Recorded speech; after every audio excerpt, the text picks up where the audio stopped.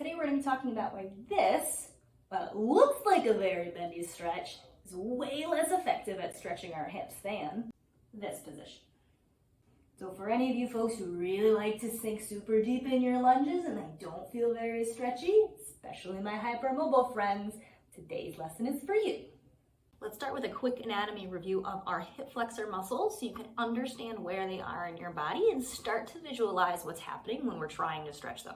When we talk about our hip flexor muscle group, that encompasses a handful of muscles, but the three biggest ones that we care about are our psoas, which run out our lumbar vertebrae around the sides of our low back. They cross the front of our hip bones, and then they attach to kind of the inside top of our thigh bone. We've got our iliacus, which comes here for the outside of our iliac crest, that plate-shaped part of our hip bone. Just like our psoas, runs across the front of our hip, attaches to the inside top of that thigh bone. And then we've got our rectus femoris, one of our quad muscles. That one comes around kind of the bottom inside of our hip bone, runs all the way down our thigh bone, and then attaches to the top of our kneecap. For simplification for what we're looking at today, we're going to just assume all of our hip flexors are coming kind of through the top of our hip, crossing the front of our hip bones, and attaching to the top of our thigh. So when these hip flexor muscles, these muscles coming through the front of our hip are tight, we have a tendency to lean forwards in our stretches, whether it's our front split or our lunge, because it's a little bit of an easier stretch. When we start to lean backwards and lift our hip bones, rotate them backwards in space, you can see those muscles get a deeper stretch.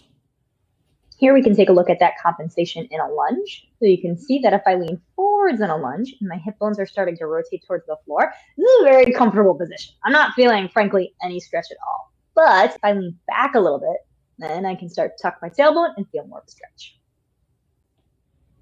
The same rule applies for front splits. I want to make sure I've got leaning backwards, shoulders stacked over my hips, try to rotate my hip bones backwards. Similarly, when we let our hips open out to a side, that gives us a little bit more of a relaxed sensation through the front of those hip flexor muscles versus when we square our hips and point them straight forwards, and we can see that those muscles from the front of our hip are being pulled into a deeper stretch. Here we see that compensation in a lunge with my hips opening, twisting to the left. So I'm going to pull my right hip backwards. So now both of my hips are in a line and they're square. In this unsquare front split, you can see my hips are twisting open to the right. So to correct, I'm going to pull my front hip, that left hip bone backwards, even though I have to lift my hips a little bit higher because that's going to give me a better stretch.